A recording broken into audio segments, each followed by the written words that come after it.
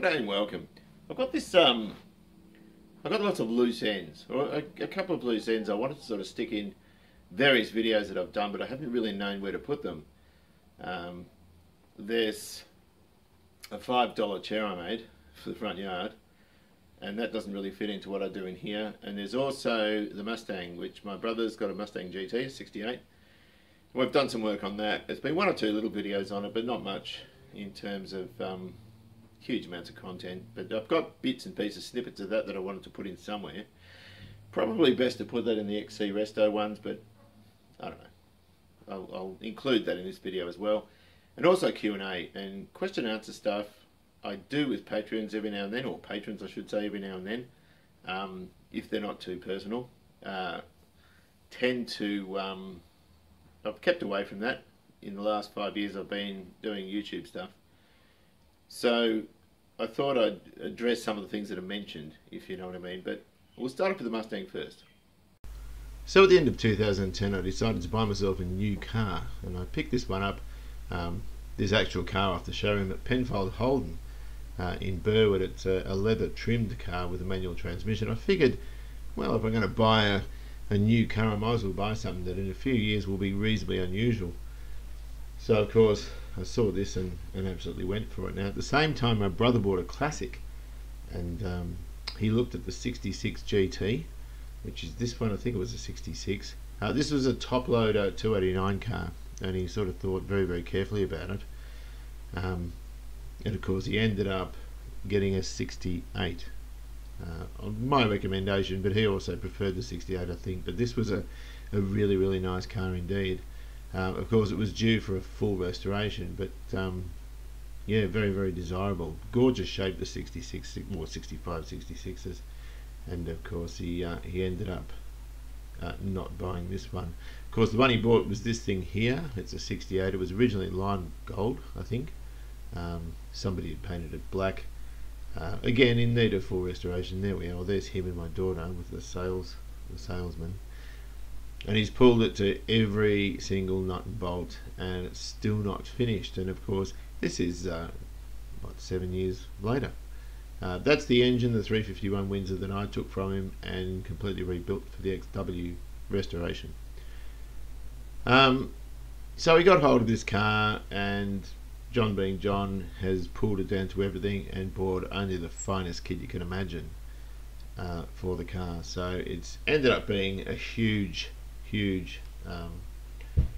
job, and also a very, very expensive one. I would have probably done a bullet type car in Highland Green, but he didn't want to go down that road. He preferred to keep it sort of true to its original spec. I think it's a 1 of 1 that comes down to a clock or some chrome wheel arch mouldings or something.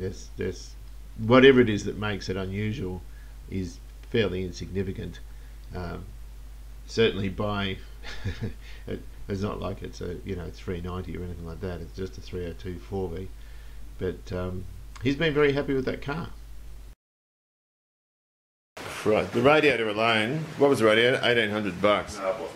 It was. It was huge money. It wasn't that. It was, John. No, it wasn't. Oh, you got your Magnaflow pipes, Magnaflow muffler, sorry. AFR heads. Even the drive plate's brand new. Have you got this sorted out, the air fuel thing? So running rich. Is it running rich? Is it? Yeah. We've added this to the engine stand, a wideband air fuel meter, to tell what the what is it? The mixture. Yeah. To give you a digital readout on the mixture. Also, given that engines are air pumps, we've got a vacuum gauge there, because you can tell a lot just off a vacuum gauge, and the rest of it's as you've seen it before. What size primaries are these? They're 1 and 5/8. 1 and 5/8. Pretty serious. Even the alternator's brand new. All right. Well, very, very fair income looking engine. Jesus Christ.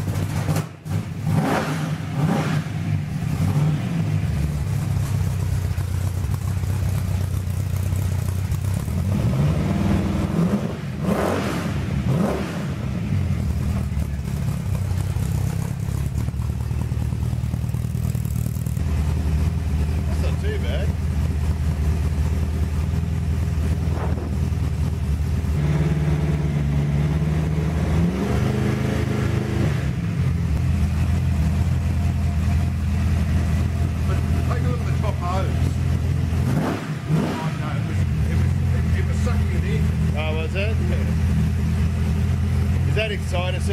working?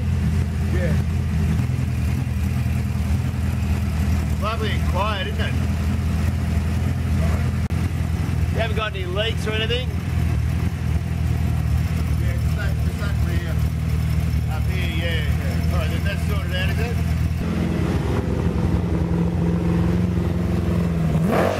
Jesus. You gave me a fright, I was right behind it. You gave me a fright, I was right behind it. How's your temp going? And it's going to, does that fan cut in automatically?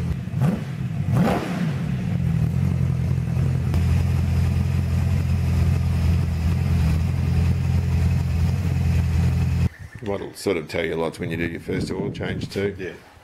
When I'd cut that up and just check that it's all, there's no nasties in there, but there's no noise. It's quiet as a mouse in the bottom end, isn't it? That's good. Yeah, don't worry. I've tightened up that, so that's now Sealed, is it? sealed. How much juice have you used? I wouldn't take that off yet, just wait. Well, no, that's not pressurised. Oh, isn't it? No, because that's the drain there. Oh, I see. No, that's pressurised, but not this. So don't know. Eh? No. Is there anything in there? Yeah, there is a bit. But see, because it's leaking out there. No, but you've given it a good warm run now. That's a good hot run, so you know it's all good. I'd just stick it in the corner now and wait till you get the carb out. Basically, I've got to let it cool to retension the head.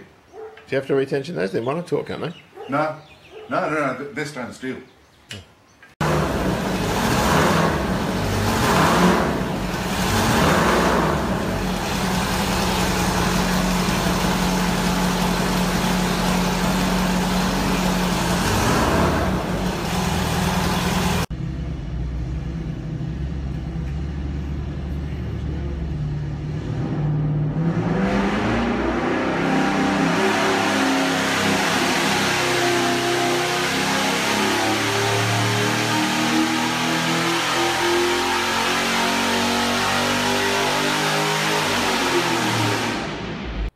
We're going to fit this monster today. Oh, I just said we're going to fit this monster today. Oh, that's heaps of clearance.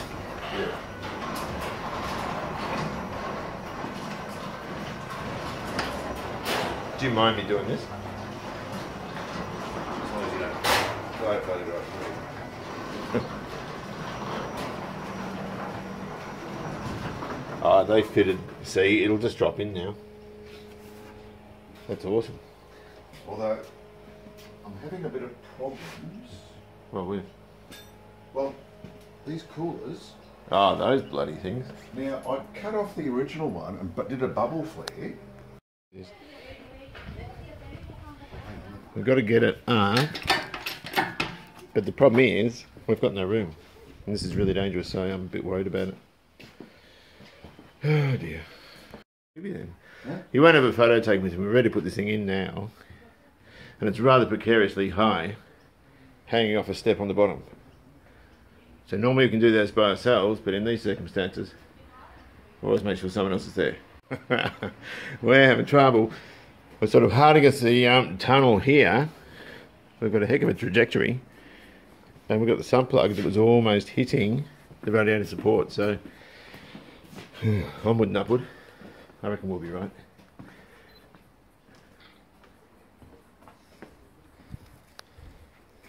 Very nice. Shitting you doing this, but you'll enjoy watching this later. Is that leveling it or is that dropping it? No, I think I'm leveling it. Mustang Sally. Here, I'll do it. Nice and easy does it. We put the header on. Bolts on Oh, now, yeah. and I've got these. So you can just reach under there and strap it up to the mount. That looks good. Excellent. I was worried, this is the first time I've used a leveler, or we've used a leveler. I was worried about that hitting the firewall. But it looks like there's plenty of room. That's cool. Right, so everything fitted well. Very happy indeed. Those headers look awfully close down there, but they're not fully tightened up yet, so they might shift around a little bit. That's looking really, really good. We'll have a look underneath.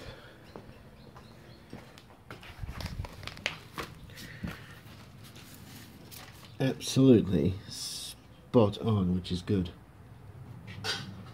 Wonderful. Nice looking little GT.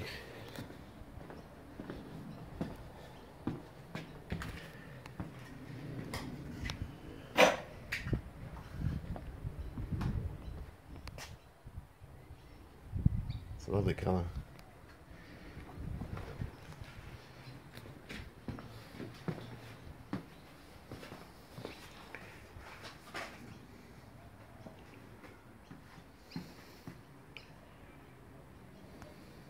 So the fridge died in the kitchen, and it's died a couple of times, and I've fixed it, sort of patched it up, but it's actually had it, so if it's by a new fridge. And what that means, of course, is this cupboard under here was an overhead cupboard. I've moved the knobs to the top, and it didn't fit.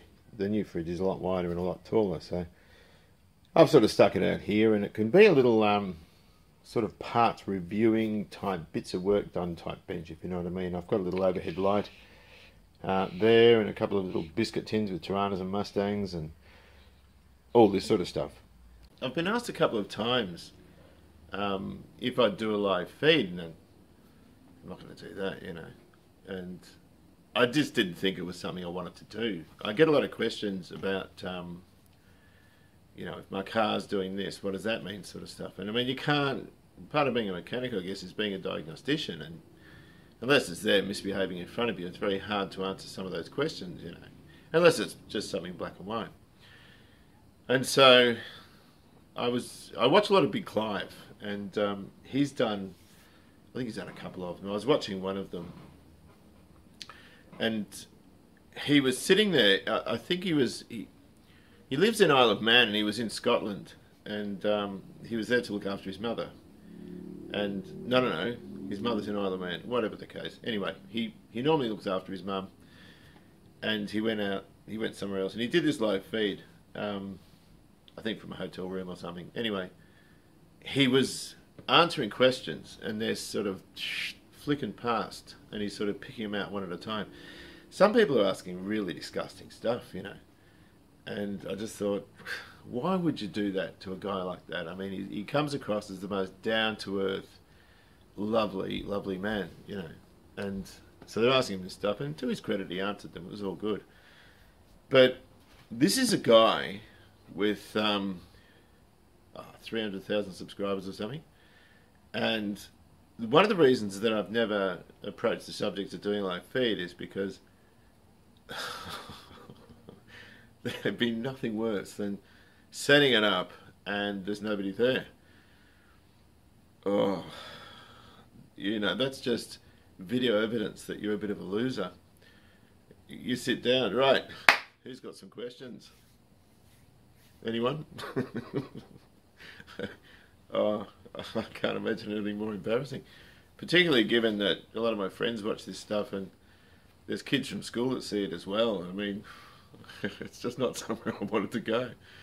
So I'm kind of thinking about it. I got up the other day, and one of the things I do, I get my breakfast, and I always eat it in the study and read the newspaper. And I get on YouTube and I look for comments. I finish reading the paper. Most of the time there's nothing much in there. And so I'll get onto YouTube and I'll start looking through my comments, and I answer some then.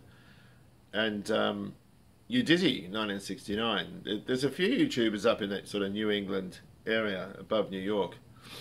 And it said live. I thought, well, what's this? And so I get on, and there he is talking to people. And there's a text box, and the Big Clive one, his was just going really, really fast, and he was just picking them out. With Your Dizzies, you could see, you could read what people were. There was, I think it was about 30 people there, and they're just sort of firing questions or making comments, some were making jokes, that sort of thing. And so I jumped in on it. It's kind of like chat, and then they answer you. And I thought, you know what, that'd actually be pretty good fun, you know. So let me know what you reckon. I'd probably be inclined to announce when it's going to be, so that if I sit in front of a car, I have to buy a web camera first, I haven't got one, but if I sit there, I want to make sure someone's around. Because I don't know, I just don't want to be embarrassed. This sort of stuff's safe, because if I do this and nobody watches it, no one cares. But you know, if you're there to answer questions and there's no one there, it's like when you get invited to a party. I used to get invited, I had these friends when I was younger, and most of the parties when you're sort of 20, 22, they're good parties, you know, but this poor couple, no one went to them. And I went to one and I felt bad, so I sort of stayed there, and I was the only one there, and of course then I didn't think I could leave. because there was no one else there, and I just felt bad for them. And so I didn't throw many parties when I was younger. I threw a couple and they went well, so I left it at that. Oh, I've got a visitor. That's Susie. But let me know what you think. If you reckon it's a good idea, then I'll go ahead and do it. Susie wants to come in here and talk to me. Anyway, see you later. And so I've had to build a new bench for the front yard. This was a great thing aside from that. This was made from old bits of fence paling. And it was, is it shaking? It was absolutely lovely, but it just rotted out to nothing. I bought 3 6-foot palings for $1.10 each from the local hardware and built a new one. And here it is here. Just made purely from junk wood.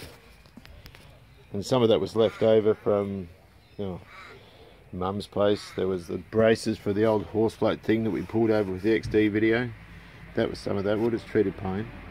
And I've just sort of made little fillers for it and that sort of thing. There's a couple of bits of old paling that I'd replaced in the past. But it's all just, that's treated pine decking, a spare piece I found under the house. Fasteners are these square ones, which I bought them ages ago and never used them. I don't like those. And it's supposed to look a bit rough, so the gaps aren't supposed to be even. But, you know, this has cost under $5.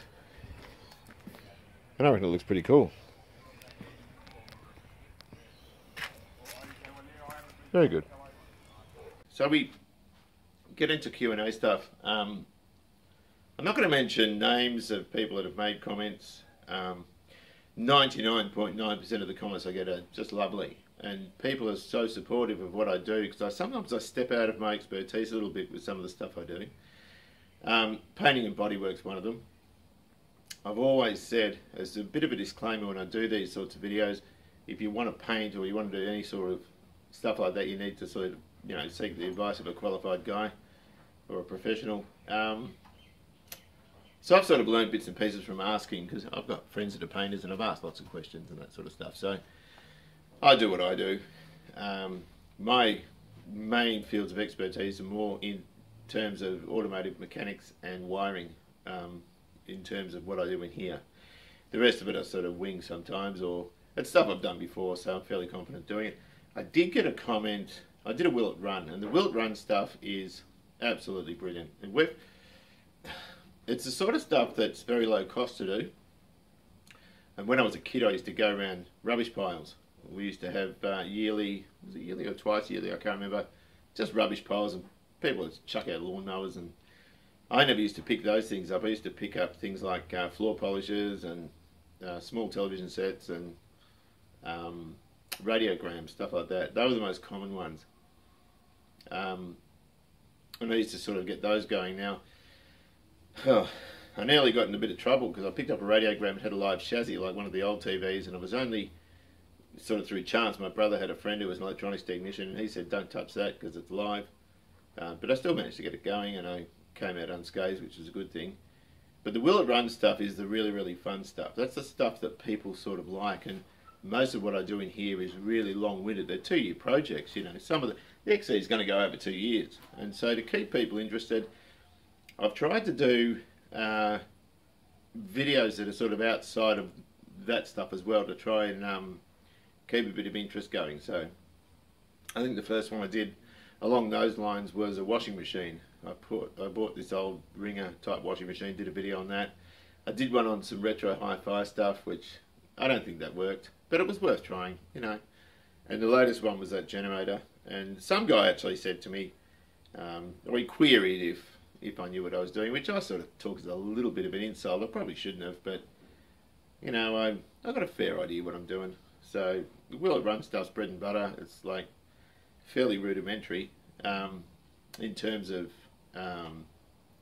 the depth you go into it. So for example, on the car engines we do, there's probably there must be 250 measurements you do on a car engine to make sure everything's dialed in and make sure everything's good, and you're going to get a good long sort of lasting engine out of it. So for example, rings, everyone knows about ring end gap, but a lot of people don't check the clearance between the rings and the lands. And you've got 2 compression 2 oil rings on a V8 separated by a spacer on the oil ring. And so you've got essentially 4 end gaps, 4 lots of land clearances.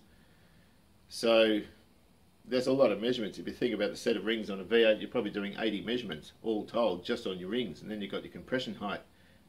Most of the engines I do, I change the pistons on, and I always check compression height and check valve clearance at maximum lift to make sure you've got at least 100 thousandths. Then you've got all your thrust clearances, your bearing clearances. It goes on and on. All your valve lush, your push rod lengths. You're checking if they're straight. You are CCing things. You're working out compression ratios. It really is quite involved, and that's why engine reconditions have a separate trade altogether from what a normal mechanic does. Most mechanics now, at dealership level, at parts fitters, a good mechanic is a good methodical thinker, and not just that, also a very good diagnostician. And they're ripped off, those guys. They don't get paid enough for what they do. So, you know, with regard to things like the will it run things, the bike was supposed to be will it run. It ended up being a full resto, which wasn't what I wanted to do. I'm kind of happy about it, but it just means that's another long, winded set of installments before I get to the finished product. And so that's why I picked the generator, and I'll include some bits and pieces in this video that I've done as well, or I have included. I'm not sure. I think I'll put this Q&A bit at the end. So, as I said, most of the comments I get are very, very positive. Tools. A lot of people talk about tools, and I haven't got great tools. I don't bother spending huge amounts of money on low impact stuff like spanners, ring open enders and stuff like that. They're low impact. You don't need great tools for that. When I was in trade, Star Willy, the German spanners were known to be the best, but I didn't find them comfortable. I found my K-Mark ones far more comfortable. So you get what you want, you know what I mean?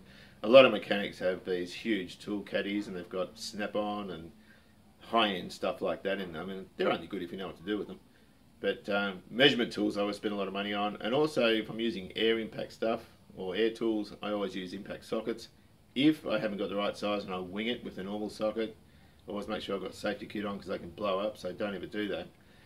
But yeah, most of the specialist tools I use on the videos, the measurement stuff, all sorts of stuff like that, the gallery brushes, all those sorts of things. They're my brother's. He's a stickler, and he will not scrimp on anything where I will in terms of tools. So a lot of the tools I've got are very, very old, and I do replace screwdrivers every now and then. But you know, tools I buy them as I need them. Sometimes you've got to get specialist stuff. Sometimes I ask my brother, he's got them, and you know, I don't go into an awful lot of. I'd sooner buy parts than tools. So the other thing is I don't use air tools a lot of the time because of noise and also feel. I have a lot of I like using hand tools because I can feel what I'm doing. I do apologise for not answering all comments. Sometimes I don't get the chance to do that, so what do you do? I'm sorry if I don't get to answering your questions. The other thing is people send private questions or messages, and I don't always see them. I'm not great with computers. My videos are made with Movie Maker 2012. It's really simple. I don't have background music, I don't fade in and out, I don't do any of that stuff. It's just basic editing, and most of the editing I do relates to bad language. So if I drop something, that's, oh, gee whiz, you know, and if I drop it again, it's like, oh, you know, you might say something else, or if something doesn't go well, you might start spitting out a few bad words. I always get rid of those sorts of words because classroom teacher in a high school, so, you know, there are kids and their parents and that sort of thing that could see this stuff, and so I'm always fairly careful with that, but that's about the extent of my editing. So, private comments through YouTube and also through Gmail. Oh, I'm talking, my daughter's come in. Hello dear, how are you? I'm good. That was the door, not my daughter. Did you bring a cake home? Yeah. Oh, sweet. I'll just finish this. Do you need to say something now? Or? Rosie, she really She's not well. She's still on the couch. Yeah, she's asleep. Is she? Mm. She was with Charlie. She was talking to her a minute ago. She's passed out now. I'll come in a sec. I'll just You will. finish this, because otherwise I'll forget where I'm at. I forgot what I was going to say. I'll come back. It's all good. I also get asked a bit about cars. You know, what do you sell them? Do you keep them? What do you do? Generally, I keep what I can. My mother had to move from her Park Orchards property, and I used to keep stuff there. And of course, some things need to be sold and moved on. whenever I do a car up, I do it up like I'm going to keep it, because I always plan to keep them and then have to get rid of them. And so I've sold off some cars that I really regret. Mercedes-Benz SLC, I've had a couple of those. I sold one I shouldn't have, well, I sold both of them, but one of them I shouldn't have sold. That was a peach, that thing. And the Galaxy I had for 5 years, and I got a lot of fun out of it. I felt that was ready to go, but I also sold it too cheap. I think I got about 16 grand for it. Probably should have asked a bit more. It sold very, very quickly. And it went back to the original owner's son, which was actually really cool. What I hated about it, though, is when I did work on it, I found it had 428 Copperjet heads on it. I wondered why the head porting was so big, and it had really, really rare heads on it. They were the medium riser ones, I think. New old stock front guards. It had all sorts of stuff that I looked at and I thought, gee, this is too good for a 50-year-old car, but that ended up going. And LJ Tirana was another one. I sold that at the wrong time. I sold that at the wrong time. I sold it because my wife really didn't like it, and she said, why don't you get rid of it? And I said, you know what, that's fine, because she doesn't complain. She lets me do what I want to do, or she at least never stops me. And she never puts guilt trips on or anything, but she saw that, she didn't like it. She goes, you know what, that of all the stuff you got, get rid of it. So I said, fine, and I'll get rid of it. But I sold it at a $500 loss. Now, you can't lose money on LJ Tiranas, and I did. And it was only $500, but at the end of the day, if I'd hung on to that now, I would have doubled my money. That was a few years ago. So I keep what I can. I'm doing a bike now because there's no room for a car. And that was the reason I got a bike, and also I quite like bikes. So after I've restored these three, or finished restoring these three, I've got to do work on the MG. And of course the XD, I've got an engine I'm doing for that. It might work out that I might sell one of them and get something else, or concentrate on smaller stuff, I don't really know. So to sum up, I feel very fortunate doing this. The YouTube stuff started as a joke. I don't know if I even mentioned this before. I've got a habit of talking to myself as I'm thinking things through, and filming, and this is another thing that I want to make quite clear, or at least I want to articulate. When you're fixing a car, I got a message, that'll be my wife. I think she wants Red Rooster for dinner. When you're fixing a car, there's a queue of things in your mind you have to do, particularly if you're doing an engine. You get that wrong and you get one chance, and then it's screwed if you get it wrong. And so most of the time, I'll turn a camera on and I'll just forget all about it. And I'll talk where I can. At the moment I can give it my undivided attention. But when you're doing an engine or something complicated, you really need to be in the zone. Now, I've got a habit of talking to myself, or talking things through, which sounds a bit potty, but my daughter, my eldest one, she's 20 now, she came out, she'd have been 15 at the time, I think it was 2012 when we started doing this. And she came in, she started filming me, and then played it back to me and went inside to get a cup of tea. She said, you should put it on YouTube. I said, don't be silly. So I've actually since then made a habit of getting this thing out and filming things as I do them. It's actually quite cool. And I've ended up really enjoying it. So, I mean, that's how it all started. It was all just one big joke. And of course, I've amassed 10,000 subscribers or so, which to me is just mind-blowing. I mean, who'd have thought? So it's ended up being really, really cool. So I thank everyone that's contributed. There are, and when I say contribute, I'm talking about Patreon. I'm talking about just subscribers, anyone who's found it worthwhile sitting aside for half an hour and watching one of my videos. I think that's amazing. So I feel kind of flattered with all that stuff. So I'm going to sign off there. We'll go, I'm not sure in the video I'm going to put this. I've just sort of decided to sit down and babble and include some of these loose ends. So this is a bit of an unconventional one. I do want to, I've got to return to this engine this week. Hopefully those parts arrive. I've got to bring the guy in a minute. And we'll be back into the XC, and I've also got to do those body mounts on the Plymouth because I want the glass put in that too. So there's a lot to do, and then fitting that in with family commitments, work commitments, all this sort of stuff means that I'm busy all day, right from the time I get up to the time I go to bed. And on that note, I will make another video in about a week. So thanks very much.